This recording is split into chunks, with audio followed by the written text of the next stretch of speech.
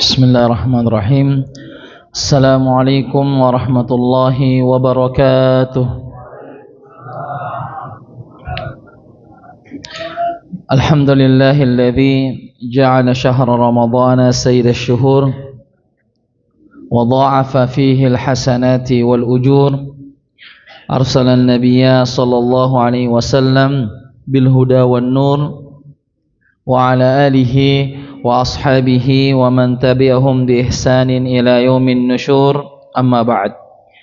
Hadirin dan hadirat, bapak-bapak dan ibu-ibu kaum muslimin yang sama-sama berbahagia, alhamdulillah di malam hari yang berbahagia ini, pada malam Sabtu tanggal 8 dari bulan suci Ramadan tahun 1446 Hijriah, dengan izin Allah subhanahu wa ta'ala dan taufiknya, kita bisa hadir untuk sama-sama melanjutkan kegiatan kita dalam program cerdas ceramah Ramadan berseri dalam tema Asmaul Husna, yaitu menyelami makna nama-nama Allah subhanahu wa ta'ala yang maha mulia. Sebelum kita melanjutkan pembahasan kita, maka kami mengingatkan tentang sunnah-sunnah yang diperhatikan di bulan suci Ramadan. Ada dua sunnah ya yang diperintahkan oleh Nabi ketika kita sedang berpuasa. Yang pertama adalah tasahharu fa inna fis sahuri barakah. Bersahurlah kalian karena dalam sahur itu ada keberkahan yang turun ya. Jadi ini sunnah, ketika kita berpuasa diperintahkan untuk sahur ya. Dan sahur itu jika semakin mendekat di waktu subuh maka lebih afdol ya. Semakin akhir waktu sahur justru semakin afdol ya. Jadi makan dan minumnya kita ketika sahur itu sama dengan ibadah di sisi Allah subhanahu wa ta'ala. Makan dan minumnya kita di waktu sahur itu ibadah ya. Maka jangan sampai kita mementingkan ya, lebih mementingkan tidur ketimbang sahur ya. Ada orang yang mungkin tidak ada kerjaannya di rumah ya, tidak ada pekerjaan yang berat, dia lebih mementingkan tidak bangun sahur, lebih memilih tidur, lebih memilih memperturutkan hawa nafsunya untuk tidur, padahal dia telah meninggalkan sebuah ibadah yang mulia, yaitu ibadah sahur ya.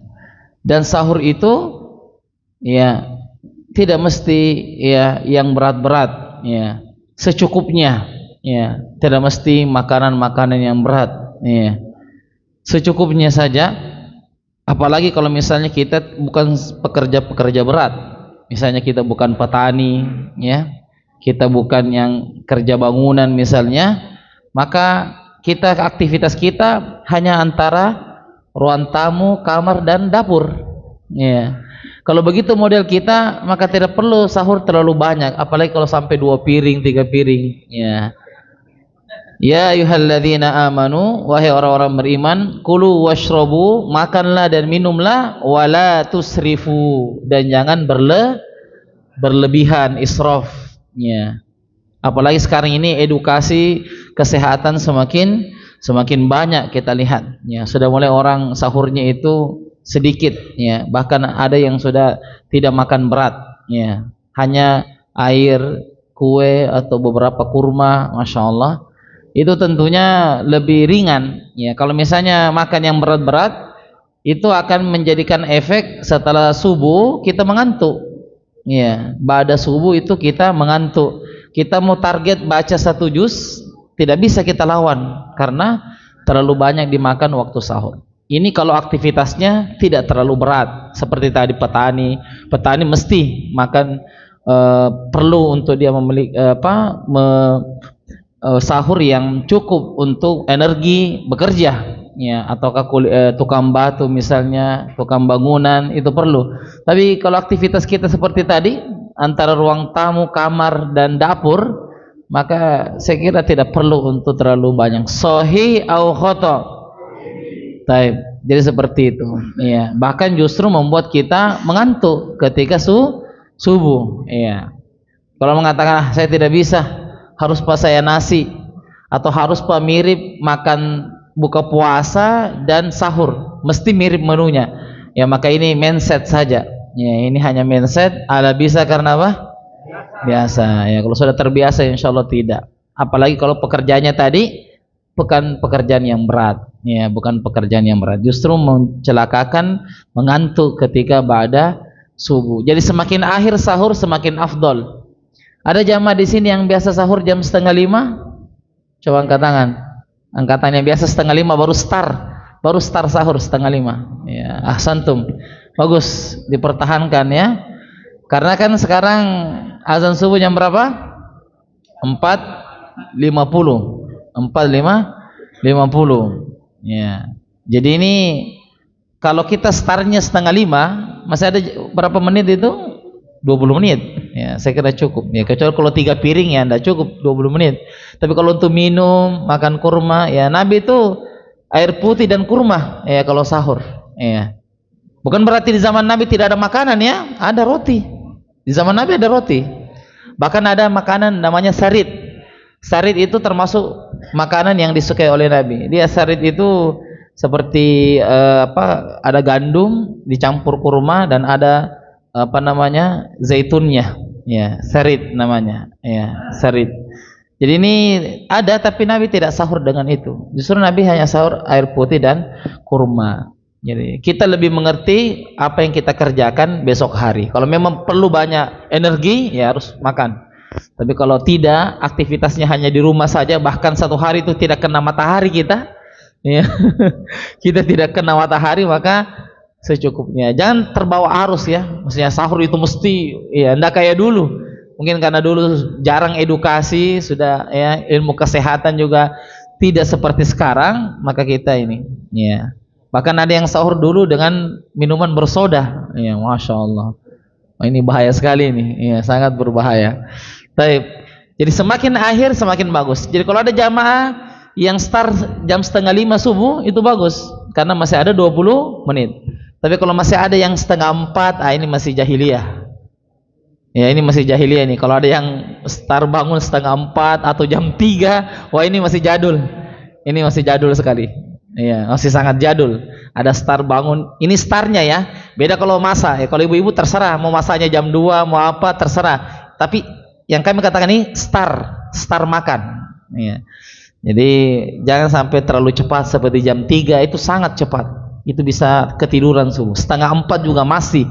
Jam 4 juga masih. Paling cepat itu 4:15. Ya, paling cepat itu 4:15. Insyaallah cukup ya. Tapi kalau sekali lagi pada intinya semakin mendekati waktu azan, maka semakin afdol. Ya, tapi jangan sampai kelewatan juga ya. Tiba-tiba mau makan kurma sudah azan di masjid. Maka harus dimuntahkan. Kulu washrabu hatta yatabayyana lakumul khaytul abyadu minal khaytil aswad minal fajar.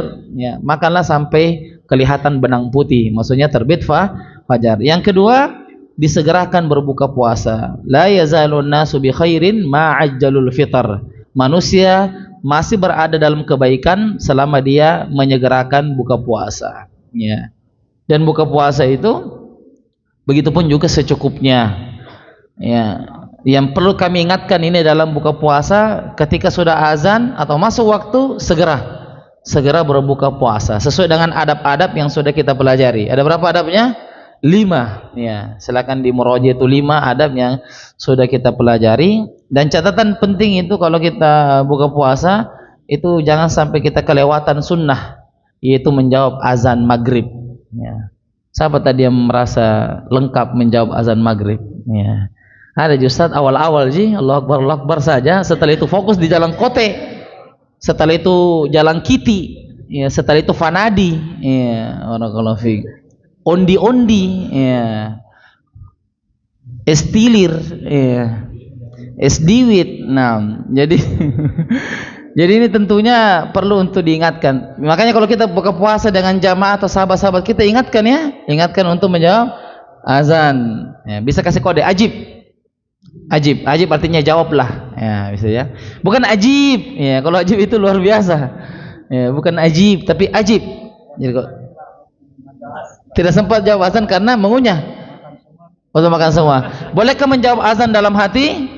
Boleh, silakan. Jadi sambil makan jalan kiti, silakan jawab azan dalam hati, boleh. Yang penting kita jawab, ya. Ya Allah, baru jatuh nanti jalan koteknya, ya. Jadi itu perlu diingatkan. Kita bilang ajib, ajib, ajib. Maksudnya jawab azan, jawab azan, jawab azan. Sholli ala nabi.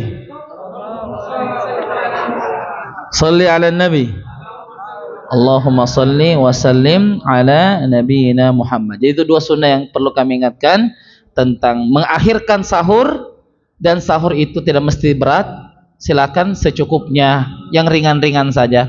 Mungkin ada sudah jamaah yang terbiasa dengan air putih dengan kurma, Masya Allah itu sangat bagus. Ya, air putih dengan kurma ditambah sedikit nutrisi itu bagus. Ya, dan juga buka puasa disegerakan dan jangan lupa menjawab azan maghrib.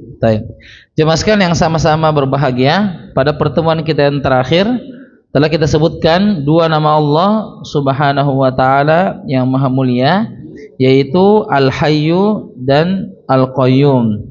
Bahwa Al-Hayyu ini dan Al-Qayyum itu disebutkan di surah Al-Baqarah ayat 255 dalam ayatul kursi, di mana Allah Subhanahu wa taala berfirman, Allahu la ilaha illa huwal hayyul qayyum. Allah la ilaha illa huwa, tiada Tuhan yang berhak disembah selain Allah, huwal hayyul qayyum, dialah yang maha hidup dan dialah yang maha berdiri sendiri. Dan telah kita sebutkan makna daripada al-hayyu, yaitu kehidupan yang sempurna, yaitu tidak berawal dari tiada dan tidak pula berakhir dengan tiada, ya, tidak diawali dengan tiada dan tidak berakhiri dengan tiada. Kemudian makna daripada Al-Qayyum, bahwa Allah itu tidak membutuhkan hambanya, Allah tidak memerlukan makhluknya. Justru makhluklah yang butuh kepada Allah Subhanahu wa taala. Ketahuilah ketika kita beribadah kepada Allah, maka kita sedang mengisi energi, kita sedang mencas tubuh kita ketika sedang beribadah kepada Allah. Tapi kalau kita malas beribadah, maka kita akan menjadi dhaif, kita akan lemah, kita akan loyo, tidak terarah hidup ini, tidak tahu tujuan hidup, ya, bahkan sudah depresi, sudah banyak masalah karena dia jarang mendekat kepada sumber energi, jarang mendekat kepada sumber kekuatan, yaitu Allah Subhanahu wa taala jalla jalaluhu. Baik, jemaah sekalian yang sama-sama berbahagia, insyaallah sebelum kita melanjutkan, kita memurojaah nama-nama Allah yang sudah kita pelajari. Ada berapa semua? 10 ya. Baik. Kita mulai dari yang pertama, Allah yang maha dibedai. Langsung diterjemahkan ya. Yang kedua, yang ketiga, Rabb, memelihara. Yang keempat, Ar-Rahman, memang kasih. Yang kelima, Ar-Rahim, yang maha penyayang. Yang keenam,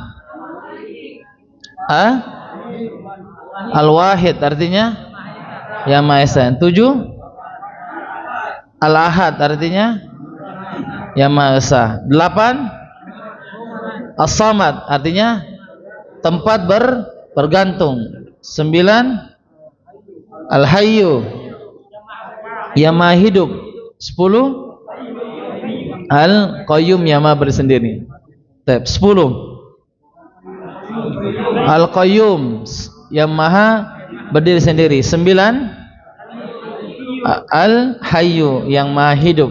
8, As-Samad, tempat bergantung. 7, Al-Ahad, yang maha esa. 6, Al-Wahid, yang maha esa. 5, Ar-Rahim, yang maha penyayang. 4, Ar-Rabb, yang maha melihara. Ar-Rahman, yang maha pengasih. Yang ketiga, Ar-Rabb, yang maha memelihara. Yang kedua, Al-Ilah, yang maha dibadahi. Yang pertama, Allah, yang maha dibadahi. Ahsantum. Barakallahu fiik. Kita lanjutkan pelajaran kita Pada kesempatan ini kita akan beralih pada dua nama Allah Subhanahu wa taala. Yang pertama ada Al-Awwal. Al-Awwal dan yang kedua Al-Akhir. Al-Awwal ini disebutkan sekali di dalam Al-Qur'an. Hanya sekali disebutkan, tepatnya di surah Al-Hadid ayat ketiga. Surah Al-Hadid ayat yang ketiga. Ya, hanya sekali disebutkan. Surah Al-Hadid ayat ketiga, firman Allah Subhanahu wa taala, "Huwal awwalu wal akhir." Allah itu yang pertama dan Allah yang paling terakhir. Yang dimaksud dengan al-awwal di sini, apa maksud daripada al-awwal? Laisa qablahu syai'. Allah itu tidak ada sebelumnya. Ya, tidak ada sebelumnya. Laisa qablahu syai'un. Laisa qablahu syai'un, tidak ada sebelumnya. Jadi yang dimaksud dengan al-awwal, tidak ada yang mendahului Allah, tidak ada yang sebelum Allah Subhanahu wa taala. Ya, dan ini perlu kita yakini dengan keyakinan yang rasikh, keyakinan yang 100% tanpa ada keraguan bahwa tidak ada yang mendahului Allah Subhanahu wa taala. Dan jangan bertanya dan bertanya. Seperti hadis yang mengatakan, ketika ada orang yang bertanya kepadamu, siapa menciptakan tumbuhan? Allah. Siapa menciptakan manusia? Allah. Menciptakan hewan? Allah. Langit? Allah. Bumi? Allah. Ujung-ujungnya dia bertanya, siapa yang menciptakan Allah?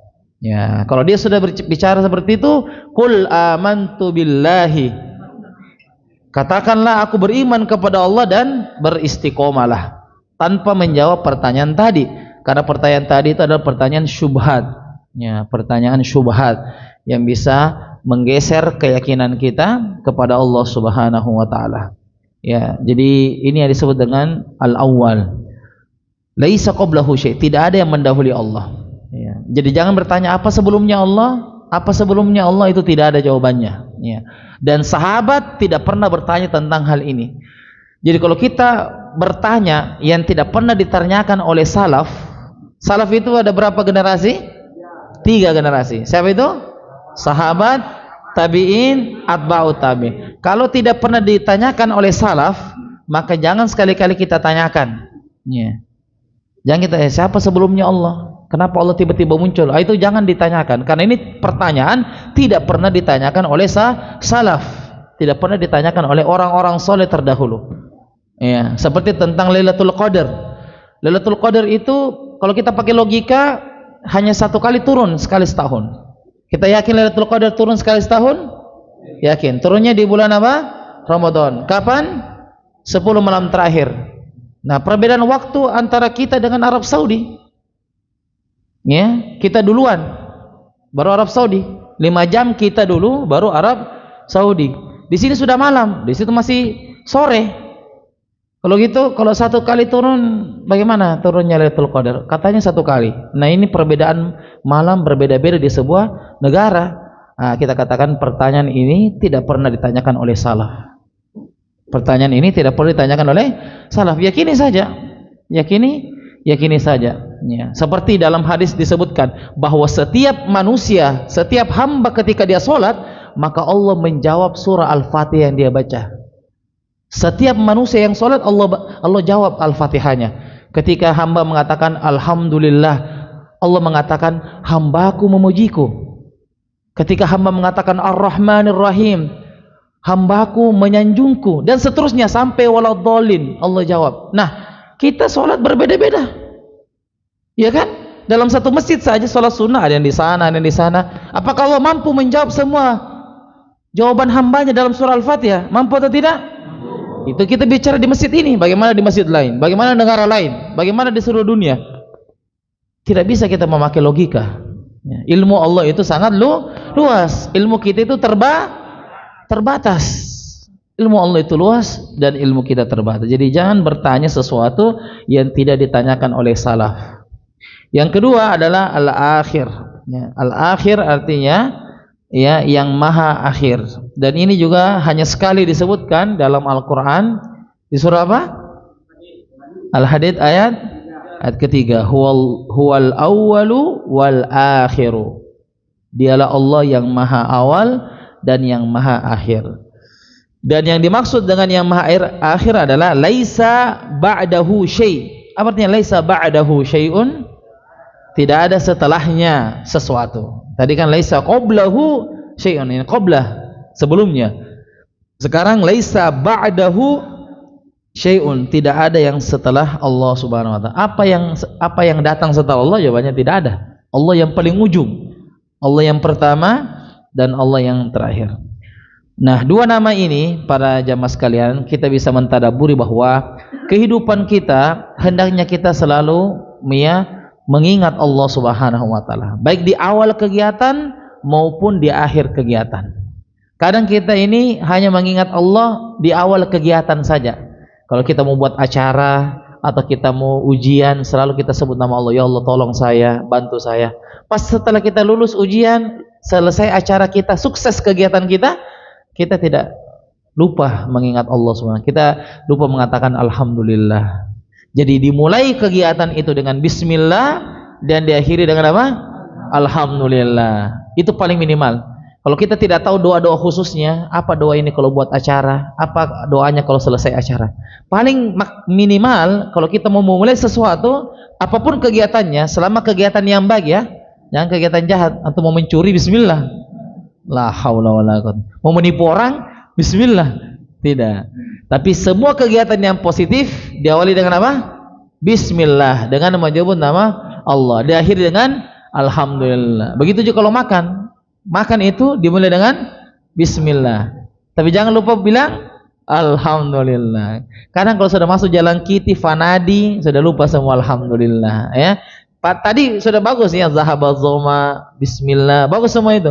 Pas setelah ini tidak ada ya. Yang ada cuma bersendawa. Bersendawa ya?